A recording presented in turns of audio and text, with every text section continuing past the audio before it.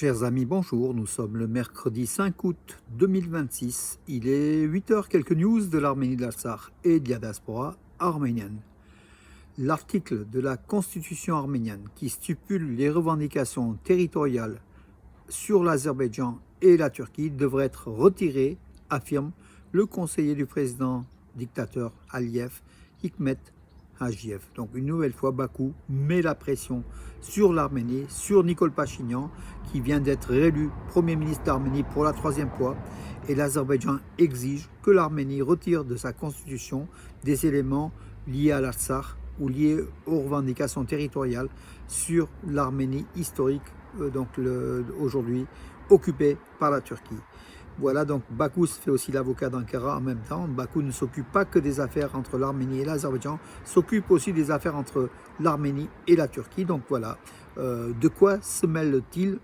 Peut-on poser la question? Mais Nikol Pachinian est pris dans ce jeu-là, sous la menace d'une reprise de guerre. Donc voilà, il a peur, effectivement, et peut-être à juste titre, et il obéit au pied et à la lettre aux demandes du dictateur Aliyev. D'ailleurs, il va tout faire pour changer cette constitution, même s'il n'a pas la majorité des 2 tiers de voix au Parlement arménien. Les députés de contrat civil du groupe pro-Pachinian sont aujourd'hui essaient de trouver une parade.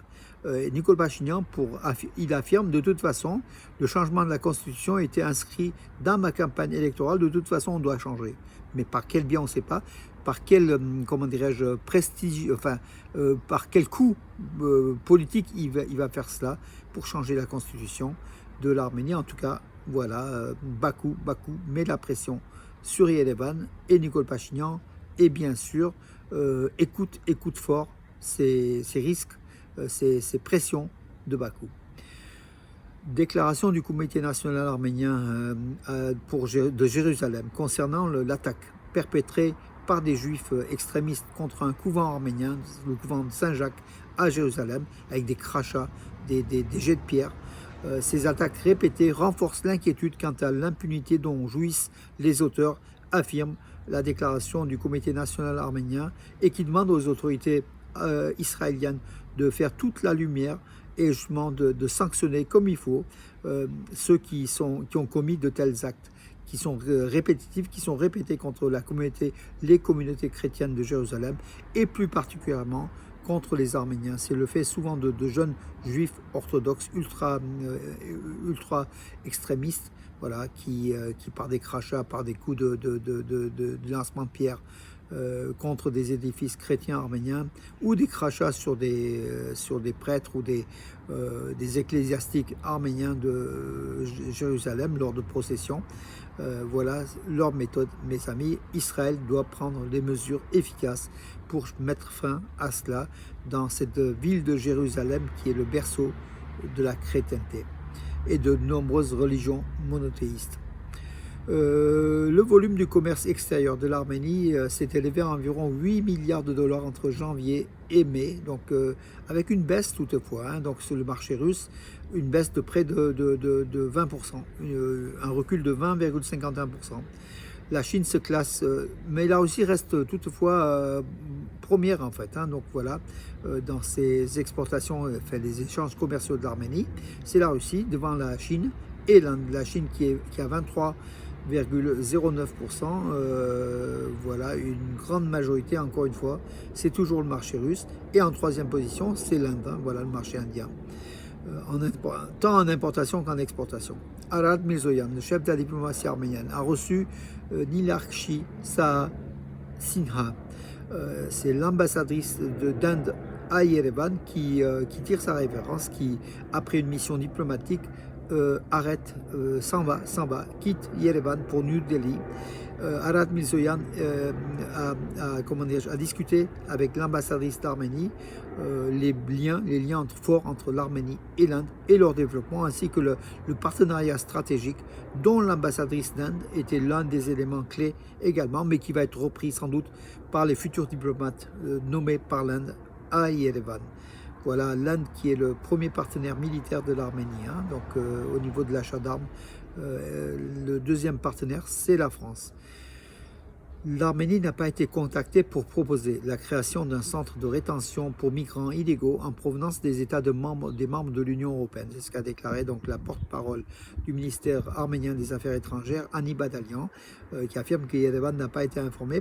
Il y a eu des déclarations des responsables de l'Union européenne qui précisaient qu'un certain nombre de pays préparaient des centres de rétention pour les migrants issus de l'Union européenne, des pays comme le Ghana, le Sénégal, la Tunisie, la Libye, la Mauritanie, l'Égypte, l'Ouganda, l'Éthiopie, l'Ouzbékistan, l'Arménie et le Monténégro. L'Arménie, a priori, qui a été citée, n'est pas concernée selon les responsables arméniens.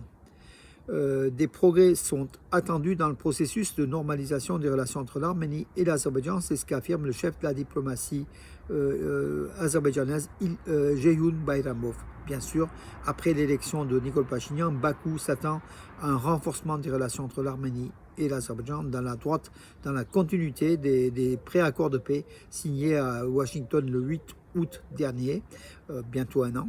Et puis surtout de l'attitude de Nikol Pachinian qui est à l'écoute des dictats de Bakou. Un consensus est nécessaire pour retirer à l'Arménie son droit de vote au sein de l'OTSC. La question pourrait être abordée en novembre prochain, affirme Viktor Vassiliev, qui est le représentant de la Russie auprès de l'OTSC, l'organisation de traité de sécurité collective. L'Arménie n'a pas payé ses cotisations depuis 2 ans, est en stand-by tout simplement, n'est ni en retrait ni en dedans tout simplement. Voilà, selon ce responsable russe, l'Arménie pourrait être sanctionnée au mois de novembre prochain. De toute façon, ça n'a pas fonctionné. L'OTSC n'a jamais fonctionné quand l'Arménie a demandé justement pour sa sécurité le renfort de l'OTSC. À la demande de Poutine, l'OTSC n'a pas bougé, puisque Poutine négocie avec Aliyev et Erdogan et a laissé tomber son partenaire stratégique, l'Arménie, et même dans le cadre légal de l'OTSC, où l'Arménie a le droit à l'assistance, cette assistance militaire n'est pas parvenue, d'où le courroux de Bakou, de Yerevan, et le retrait progressif de l'Arménie de l'OTSC, et l'Arménie qui se rapproche plus de l'OTAN et de l'Union européenne que de cette Russie de l'OTSC. La Russie qui suspend la vente de 70 000 bouteilles d'eau de boissons gazeuses de marque Bejni ou d'autres marques, en fait, voilà. La continuité des sanctions qui frappent les produits arméniens sur le marché russe, mise en place par Poutine avec sur l'instruction de Rospotrebnadzor, compliqué, donc ça veut dire Russie, Rospotrebnadzor, voilà le nom compliqué. En tout cas, c'est un organisme qui est de surveillance de la qualité des produits importés en Russie, et cette organisation, à la demande de Poutine, bloque les produits made in Armenia ou l'agriculture, les produits agricoles, phytosanitaires arméniens, les fleurs, les boissons alcoolisées, voilà quoi, toute la suite. C'est historique, mes amis, c'est une première.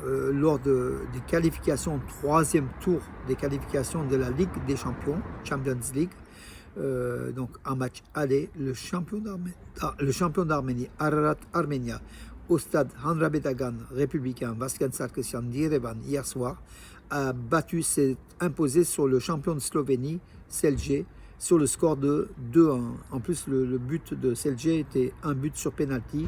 Les Arméniens ont marqué, donc à la 38e minute, Arthur Seropian, et à la 59e minute par Carlos França, à la 70e minute, pardon. Voilà, donc le club champion d'Arménie a gagné 2-1, match retour, le 11 août en Slovénie. Voilà, donc à suivre, mes amis, dans une semaine, ce match, ce qui est très important, de 3e tour.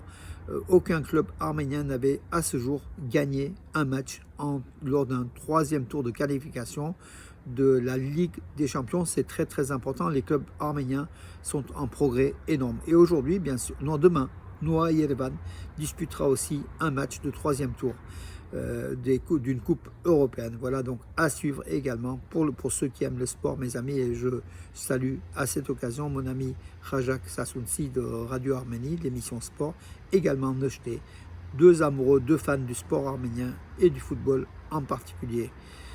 Voilà, mes amis, pour aujourd'hui.